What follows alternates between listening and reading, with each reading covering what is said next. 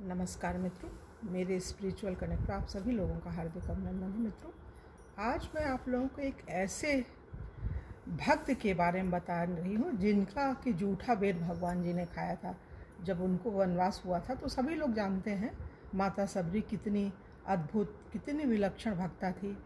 तो उनके बारे में पूरी जानकारी हर व्यक्ति को होनी ही चाहिए मित्रों। सर्वसाधारण को उनके बारे में पता होना ही चाहिए। तो चलिए हम लोग शुरू करते हैं माता शबरी के बारे में। उनकी क्या महिमा है, वो कितनी अद्भुत थी, कितनी विलक्षण भक्त थी भगवान की। इससे हमारी भक्ति प्रबल होगी और हम सीखेंगे। आज कलयुग में भी ऐसे भक्त हैं। अभी कोई ज़्यादा समय नहीं, जब अकबर का शासनकाल था तब ओरछा के जो महाराज थे मधुकर शाह जी, उनकी भी अद्भुत भक्ति थी। अभी हमने बोला इससे पहले। और उनकी रानी जो थी, रानी गणेश जी थी, तो वो भी कितनी भक्त अच्छी थी, कितनी अद्भुत भक्त थी। आप सोचिए तो लगता है कि भक्ति हो तो ऐसी। और भगवान आते हैं, ये यथा माम प्रपद्यन्ते ताम तथा भजाम्यहम्। भगवान ने जो बोला है उसको करके दिखाया है। आप सोचिए, सरयू नदी में कूद गई और भगवान जी निकाल के लाए और आए, यहाँ रहे। और वो खड़े खड़े थे। फिर उनके कहने पे वो उनको, मतलब जब वो खड़े होकर पूजा करती थी 4-5 घंटे लग जाता था श्री गणेश देवी जी। तो भगवान को ये हुआ कि हम बैठ जाएं तब ये भी बैठेंगी, तो वो बैठ गए उनकी उससे। और राजा जी जो हैं वो भी अद्भुत थे, उनके पति। और उन्होंने प्रदक्षिणा की थी इनकी, श्री गणेश देवी जी की प्रदक्षिणा करके साष्टांग दंडवत प्रणाम किया था। तो भक्ति तो अनन्य होती है, जब किसी में होती है तो इस स्तर की महिलाएं बन जाती हैं, माताएं बन जाती हैं। बहुत अच्छी थी, मन करता है सुनते रहो मित्रों, सुनाते रहो। तो चलिए हम लोग शुरू करते हैं माँ शबरी के बारे में। और उससे पूर्व मित्रों एक अनुरोध, यदि आप लोगों ने मेरे स्पिरिचुअल कनेक्ट सब्सक्राइब न किया हो तो सब्सक्राइब कर लीजिए और ज़्यादा से ज़्यादा लोगों को शेयर कीजिए। तो चलिए शुरू करते हैं मित्रों। पवित्र जीवन के बिना पवित्रतम परमात्मा को कोई नहीं प्राप्त कर सकता। बिल्कुल सही चीज़ है। पवित्र जीवन के बिना पवित्रतम परमात्मा को कोई नहीं प्राप्त कर सकता। उषा काल में पंपा सर के तट पर महर्षि मतंग अपने शिष्यों से कह रहे थे। अतः ये बात महर्षि मतंग ने अपने शिष्यों से कही थी कि पवित्र जीवन के बिना पवित्रतम परमात्मा को कोई नहीं प्राप्त कर सकता। अतः मनसा वाचा कर्मणा पवित्रता का पालन करो। शुचि भोजन, शुचि परिधान और अपना प्रत्येक व्यवहार पवित्र होने दो। जीवन मात्र पर दया और भगवान नाम में अनुरक्ति का सदा ध्यान रखो। तभी स्थावर, जंगम, लता, वृक्ष आदि विश्व की प्रत्येक वस्तु में उन्हें देख सकोगे। यही सच्चा धर्म है, यही सच्चा धर्म है। जाति कुल की बाधा से यह धर्म सदा मुक्त है। जाति कुल की बाधा से यह धर्म सदा मुक्त है। महर्षि और उनके शिष्यगण चले गए थे। शबरी उनके चरण चिन्हों पर लौट रही थी, जैसे उसे कोई अमूल्य निधि मिल गई हो। वृक्ष की ओर से ऋषि के समस्त उपदेश आदेश सुन लिए थे उसने। उसकी आंखें बरस रही थीं। शबरी का मन उसके शैशव से ही अशांत था। भोले भाले पशु पक्षियों की हत्या देखकर वह सिहर उठती थी। उनकी लहू लुहान देह देखकर वह अपनी आंखें बंद कर लेती थी। अकेले कोने में मुंह छिपाकर रोने लगती थी। चिंता, शोक और क्लेश से उसके दिन बीतते रहे। वह नव यौवन संपन्ना नारी बनी। विवाह की तैयारी हो गई। पति वीर था उसका, एक बाण से 2-2 पक्षियों को मार लेता था। तेज दौड़ता हुआ हिरन उसकी आंखों के सामने से नहीं बच सकता था। प्रशंसा सबरी ने भी सुनी, पर वह छटपटा उठी। एकांत में जाकर अशांत मन से विश्व के प्राणाधार से प्रार्थना करने लगी। देव, मुझे पापों से बचाइए। मैं अधम से भी अधम मूर्ख नारी हूँ। मैं अधम से भी अधम मूर्ख नारी हूँ। मुझे पथ का ज्ञान नहीं। आप मेरी रक्षा करें नाथ, मैं आपकी शरण हूँ। प्रार्थना करते करते रात अधिक हो गई। शबरी ने अपना कर्तव्य निश्चित कर लिया। अर्धरात्रि का समय था। सर्वत्र नीरवता का साम्राज्य था। आकाश में तारे किंग कर्तव्य मूढ़ हो टुकुर टुकुर ताक रहे थे। शबरी चुपके से दबे पांव घर से निकल पड़ी और घने जंगल में जाकर विलीन हो गई। कंटका किरणपथ, नदी, वन और पर्वत का उसे ध्यान नहीं था। वह भागती चली जा रही थी अनिश्चित स्थान की ओर। उस समय उसे केवल यही ध्यान था कि मैं अपने माँ बाप के हाथ आ जाऊं, हिंसा से बचकर आजीवन ब्रह्मचारिणी रहकर प्रभु भजन करूं। भागने में उसे अपने तन मन की सुधि नहीं थी, न क्षुधा थी न तृषा। 2 दिन बाद वह पंपासर पहुंची। वह थक गई थी। प्रातः हो चला था। पूर्व क्षितिज पर अरुणिमा बिखर रही थी। उसी समय स्नानार्थी मतंग ऋषि की चर्चा उसने सुन ली थी। उसी समय स्नानार्थी मतंग ऋषि की चर्चा उसने सुन ली थी। महर्षि के दर्शन से अद्भुत प्रभाव उसके मन पर पड़ा था। अपूर्व शांति का उसे आज अनुभव हुआ था।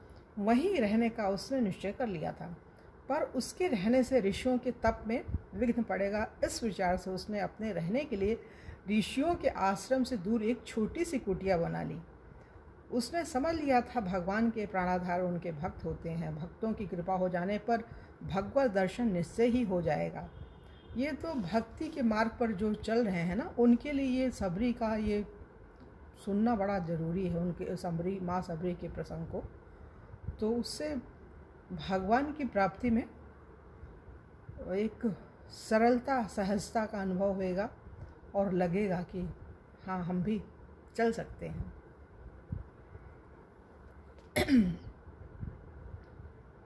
उसने समझ लिया था भगवान के प्राणाधार उनके भक्त होते हैं। भक्तों की कृपा हो जाने पर भगवत दर्शन निश्चय ही हो जाएगा। वह एक पहर रात्रि रहते ही ऋषियों की कुटिया के आसपास की भूमि तथा पंपासर की ओर जाने वाले मार्ग पर झाड़ू लगा देती। एक कंकड़ भी किसी महर्षि या उसके सौभाग्यशाली भक्त के चरणों में चुभ न जाए, इसलिए वह बार बार झाड़ू लगाती और वहाँ जल छिड़क कर सुगंधित पुष्प डाल देती। कुटियों के द्वार पर सूखी लकड़ियों का ढेर रख आती, जिससे समिधा लाने के लिए मुनिजनों को किसी प्रकार का कष्ट न उठाना पड़े। शबरी का यह नित्य का कर्म था। पर मुनि लोग चकित थे। गुप्त रीति से यह सेवा कार्य कौन कर जाता है? ऋषिगण कुछ तय नहीं कर पाए। शिष्यों ने पहरा दिया। शबरी पकड़ ली गई, मतंग ऋषि के सामने उपस्थित कर दिया। शिष्यों ने उसे, शबरी कांप रही थी, उसमें बोलने का साहस नहीं था। ऋषि की अपराधनी थी वह। मतंग ऋषि ने उसे देखा, उनके मुंह से निकल गया, भगवत भक्ति में जाति बाधा नहीं डाल सकती। शबरी परम भगवत भक्त है। शिष्यगण एक दूसरे का मुंह ताकने लगे। महर्षि मतंग ने शबरी से कहा, तुम मेरी कुटिया के पास ही रह जाओ, मैं कुटिया की व्यवस्था कर देता हूँ। शबरी दंड की भांति पृथ्वी पर लेट गई। नेत्रों से प्रेमाश्रु बहने लगे। आज उसका भाग्योदय हुआ था। अब वह तपोधन महर्षि की सेवा खुलकर कर सकेगी। मतंग ऋषि पर अन्य ऋषिगण कुपित हो गए। अनधिकार चेष्टा की है महर्षि ने, वे मर्यादा का उल्लंघन कर रहे हैं। नैष्ठिक तपोव्रतधारी ऋषि भगवत भक्ति की महिमा नहीं समझ पा रहे थे। अधम कहीं की स्पर्श कर दिया मुझे, पुनः स्नान करना पड़ेगा। क्रोध से उन्मत्त एक ऋषि शबरी को डांट कर पूर्व पंपासर की ओर चले। शबरी ध्यानमग्न जा रही थी, उसे ऋषि का ध्यान नहीं था। ऋषि के बिगड़ने का भी उसे कोई ध्यान नहीं हुआ। वह अपने प्राणधन रूप और नाम में छकी हुई सरोवर में लौट रही थी। ऋषि ने स्नान नहीं किया, सरोवर में कीड़े पड़ गए थे, जल रक्त में परिणत हो गया था। खिन्न होकर वे स्नान किए बिना ही लौट आए। आपके बिना मैं नहीं रह सकूंगी मुनिनाथ, फूट फूट कर रोती हुई शबरी महर्षि मतंग से कह रही थी। मेरे आधार आप ही हैं, आपके ही द्वारा मुझे ऋषियों की थोड़ी बहुत सेवा का सौभाग्य प्राप्त हुआ है। आपके ही चरणार बिंदों में रहकर मैं भगवान को पाने के लिए विकल हो रही हूँ। आपके बिना मैं कहीं की नहीं रहूँगी, परमार्थ सिद्धि भी नहीं कर सकूँगी देव। आपके साथ मैं भी अपना प्राण छोड़ दूँगी प्रभो। अधीर मत हो बेटी, मतंग ऋषि ने शबरी को समझाया। मेरा अंतिम समय निकट आ गया है, मुझे जाना ही चाहिए, पर तू अभी ठहर जा। दशरथ नंदन भगवान श्री राम यहाँ शीघ्र आने वाले हैं, तू उनके दर्शन करेगी और तेरी सारी साधना पूरी हो जाएगी। ऋषि ने नश्वर काया को त्याग दिया। शबरी चिल्ला पड़ी, महर्षि की बात सत्य होगी ही, भगवान दंडकारण्य में पधारेंगे, मुझे दर्शन मिलेगा। शबरी आनंद में छकी रहने लगी। पत्ते की खड़खड़ाहट से भी वह चौंक जाती थी, कहीं भगवान आ तो नहीं गए। वह प्रतिदिन मार्ग साफ करके मीलों तक भगवान को जोह आया करती थी, मतलब इंतज़ार करती थी। भोजपुरी ये लैंग्वेज है, जोह आया करती थी। भगवान पहले मेरे यहाँ पधारेंगे, ऋषियों का निश्चय था। भगवान आए और आते ही शबरी की कुटिया का पता पूछने लगे। ऋषि चकित थे। प्रेम रूप भगवान शबरी की कुटिया में पधारे। आह, शबरी का क्या कहना। सबरी देखी राम गृह आए, मुनि के वचन समुझ जिय भाए। सरसिज लोचन बाहु विशाला, जटा मुकुट सिर उर बनमाला। श्याम गौर सुंदर दो भाई, सबरी परिचरण लपटाई। प्रेम मगन मुख बचन न आवा, पुनि पुनि पद सरोज सिर नावा। वह प्रेम में आत्मविभोर हो गई थी। वाणी उसकी अवरुद्ध हो गई थी। चरणों को पकड़कर अनंत सौंदर्य में भगवान की ओर टकटकी लगाकर देखने और आंसू बहाने के अतिरिक्त वह और कुछ नहीं कर पा रही थी। उसके वश की कोई बात नहीं थी। प्रभु, आपके लिए एकत्र किए हुए फल मूल आदि रखे हैं। बड़ी कठिनता से अर्घ पाद्य देने के बाद शबरी ने कहा। वह चुने हुए मीठे मीठे बेरों को प्रतिदिन भगवान के लिए रखती थी। उन बेरों को ले आई, बड़े प्रेम से देने लगे। भगवान आनंदपूर्वक खाने लगे। भगवान को उन बेरों में इतना अधिक स्वाद और आनंद का अनुभव हो रहा था जैसे प्रेममयी जगनदायिनी जननी कौशल्या जी उन्हें भोजन करा रही हों।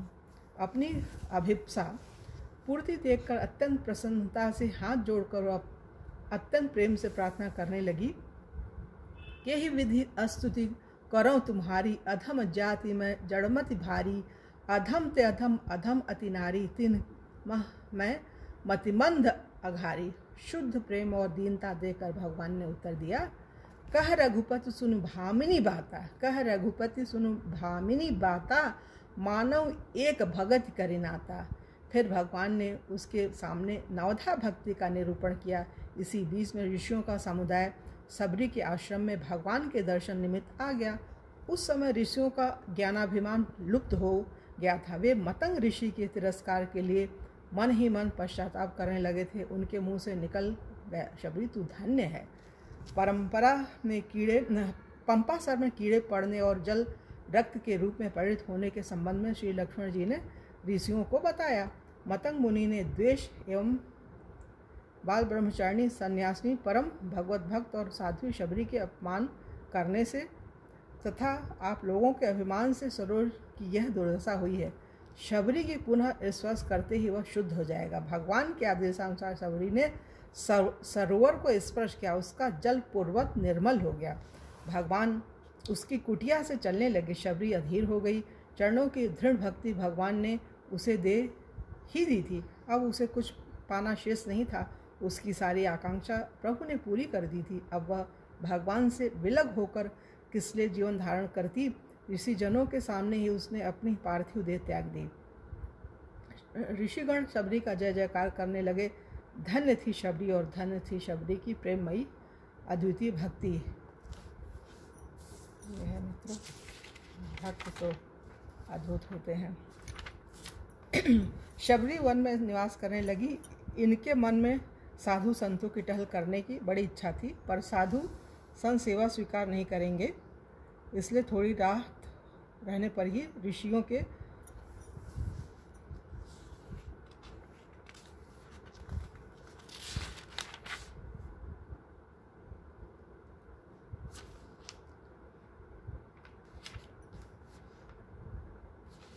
थोड़ा सा और सुनिए मित्रों।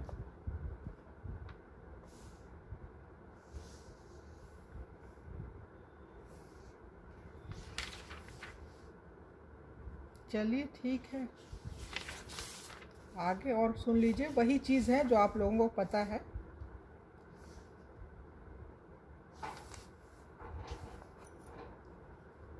अब इसी क्रम में लिखा हुआ है इसमें, तो सुनना ही पड़ेगा। सुनिए, सुनना तो बहुत अच्छी चीज़ है, भक्ति बढ़ेगी ही। शबरी वन में निवास करने लगी। इनके मन में साधु संतों की टहल करने की बड़ी इच्छा थी, पर साधु संत सेवा स्वीकार नहीं करेंगे। इसलिए थोड़ी रात रहने पर ही वे ऋषियों के आश्रम में छिपक जाती और लकड़ियों के बोझ रखाती। प्रातःकाल शीघ्र उठकर सरोवर जाने आने के मार्ग को झाड़ बुहार कर उसकी कंकड़ियों को बीन कर अलग थलग कर देती। यह सेवा करते हुए उनको कोई भी नहीं देख पाता था। सवेरे उठकर ऋषि लोग आपस में कहते कि मार्ग को कौन झाड़ जाता है और लकड़ियों के बोझ कौन रख जाता है। वनवासी ऋषियों में से एक मतंग नामक ऋषि थे। वे परम विरक्त और भक्ति रस के आनंद से परिपूर्ण थे। लकड़ियों के बोझ रखे देखकर वे अपने शिष्यों से कहने लगे, इस तपोवन में ऐसा कौन आ गया जो नित्य चोरी से सेवा करता है, उसे एक दिन पकड़ो। उस संत सेवा प्रेमी भक्त के प्रत्यक्ष जहाँ करना चाहिए। आज्ञा पाकर मतंग जी के ऋषि सावधानी से पहरा देने लगे। जैसे ही शबरी जी ने लकड़ियों का बोझ रखा, वैसे ही शिष्यों ने उसे पकड़ लिया। वह बेचारी भय और संकोचों से कांपने लगी और उनके पैरों पर गिर गई। उस भक्तिमयी भिलनी को देखते ही मतंग जी की आंखों से आंसुओं की धारा बहने लगी। मतंग जी भगवत भक्ति के प्रभाव को बहुत अच्छी तरह जानते थे। वे सोच विचार कर शिष्यों से बोले कि भक्ति के प्रताप से ये इतनी पवित्र है कि इसके ऊपर कई कोटि ब्राह्मणता न्यौछावर कर देनी चाहिए। मतंग जी ने शबरी को आश्रम की एक पर्णकुटी में रहने का स्थान दिया और उसके कान में श्री सीताराम मंत्र दिया और कहा, मैं प्रभु की आज्ञा से उनके धाम को जा रहा हूँ, तुम इसी आश्रम में रहकर भजन करो, यहीं श्री राम जी का दर्शन प्राप्त करोगी। गुरुदेव श्री मतंग जी के वियोग ने शबरी जी के हृदय को बड़ा कठोर कष्ट दिया। उनसे जीवित नहीं रहा जाता था, पर श्री राम जी के दर्शनों की आशा लगी थी, इसलिए जीवित रही। मुनियों के स्नान मार्ग को थोड़ी रात रहे झाड़ बुहार आती थी। एक दिन विलम्ब हो गया, स्नान के लिए ऋषि आने जाने लगे। मार्ग संकरा था। कोई ऋषि सबरी जी से किंचित छू गए, तब वे अनेक प्रकार से सबरी जी को डांटते फटकारने लगे। सबरी जी भागकर अपनी कुटिया में चली आई। वे ऋषि सोच विचार करके पुनः स्नान करने के लिए गए। सरोवर में प्रवेश करते ही उसका जल अनेक कीड़ों से भरे हुए रुधिर के समान हो गया। इससे ऋषियों को एक नया दुख उत्पन्न हो गया। भक्त ईश्वर से अपने को अपवित्र समझने वाले मुनि के अपराध से ही सरोवर का जल अपवित्र हुआ था, पर उस अभागे ने यह रहस्य नहीं जाना। उल्टे ऐसा समझा कि सबरी के स्पर्शजन्य दोष से ही जल दूषित हो गया है। सबरी जी को श्री राम जी की बड़ी भारी चिंता रहती। वे आगमन की प्रतीक्षा में अति व्याकुल रहती। वन से बेर बीन बीन कर लाती, चख कर देखती। जो फल मीठे होते उन्हें श्री राम के योग समझकर उनके लिए रखती थी। उत्कंठावश अपने प्रभु के आगमन के मार्ग में जाकर उसे स्वच्छ एवं कोमल बनाती एवं सोचा करती कि राघवेंद्र सरकार कब आएंगे, कब मेरे नेत्र उनके दर्शन रूपी अमृत का आस्वादन करेंगे। इसी प्रकार प्रभु के आगमन की बाट देखते देखते जब बहुत दिन बीत गए, तब एक दिन अचानक ही श्री राम जी आ गए। उसके सभी शोक मिट गए, परंतु उसे अपने शरीर के निजकुल में उत्पन्न होने की बात याद आ गई, इसलिए वह संकोचवश भागकर कहीं छिप गई। भगवान श्री राम वनवासी लोगों से और ऋषियों से पूछते पूछते वहाँ आए जहाँ सबरी जी का स्थान था। वहाँ शबरी जी को न देखकर भगवान कहने लगे कि भाग्यशालिनी हरि भक्ता कहाँ है? मेरे नेत्र उसके दर्शन रूपी सुधा के प्यासे हैं। स्वयं सरकार मेरे आश्रम में पधारे, यह जानकर शबरी जी भी आश्रम की ओर दौड़ी। दूसरे समीप जाकर शीघ्रता से ललकार कर उसे उठा लिया। सबरी के नेत्र प्रफुल्लित हो गए। भगवान ने समीप जाकर शीघ्रता से ललक कर उसे उठा लिया। कोमल कर कमल के स्पर्श से तन मन की सब व्यथा दूर हो गई। नेत्रों से आनंद के आंसुओं की झड़ी लग गई। भगवान श्री राम परम सुखी होकर आसन पर विराजे। सबरी जी ने अर्घ्य पाद पूर्वक बेर आदि फल अर्पण किए। श्री राम जी ने उन्हें प्रेम से खाकर उनके अद्भुत सुंदर स्वाद की बार प्रशंसा की। उधर सभी ऋषि आश्रम में बैठकर सोच विचार कर रहे थे कि सरोवर का जल बिगड़ गया है, उसे शुद्ध करने के लिए याज्ञ सर्वतीर्थ जल निक्षेप आदि सब उपाय हमने कर लिए, पर वह शुद्ध नहीं हुआ। अब बताओ वह कैसे सुधरे? सबों ने परस्पर विचार कर निश्चय किया कि वन के मार्ग से श्री रघुनाथ जी आ रहे हैं, यह सुना है। जब वे आए तब हम लोग उनसे कहें कि आप इसका भेद बताइए। इतने में ही उन ऋषियों ने सुना कि श्री राम जी तो शबरी के आश्रम में आकर विराजे हैं। तब सबका ब्राह्मणत्व अहंकार दूर हो गया और वे कहने लगे कि चलो वहीं चलकर उनके चरणों में प्रणाम करें। वे ऋषिगण सबरी के आश्रम में आकर बोले, प्रभु श्री राम, आप सरोवर के जल को शुद्ध करने का उपाय बताइए। भगवान ने उत्तर दिया कि सबरी के चरणों का स्पर्श करो, उसके बाद सरोवर के जल से इसके चरण स्पर्श कराओ, जल तुरंत पवित्र हो जाएगा। भगवान की आज्ञा से ऋषियों ने ऐसा ही किया। सरोवर का जल अति निर्मल हो गया। भक्ति की ऐसी महिमा देखकर ऋषियों के हृदय प्रेम भाव से द्रवित हो गए। महर्षि मतंग की वाणी आज सत्य हो गई थी। भगवान ने उसे नवधा भक्ति का उपदेश दिया। शबरी ने सीता जी की खोज के लिए प्रभु को सुग्रीव से मित्रता करने की सलाह दी और स्वयं को योगाग्नि में भस्म कर सदा के लिए श्री राम के पद्यों में लीन हो गई। तो यहाँ पे ये इनकी भक्ति पूरी हो रही है माँ शबरी माता की मित्रों। और कल अगली वीडियो में जटायु जी हैं, सुग्रीव जी हैं, बहुत सारे भक्त हैं, तो उनके बारे में, ध्रुव जी भी हैं, परम भक्त हैं ये लोग, तो उनके बारे में बताएंगे। तब तक के लिए जय हिंद, जय भारत, ओम शांति, ओम शांति।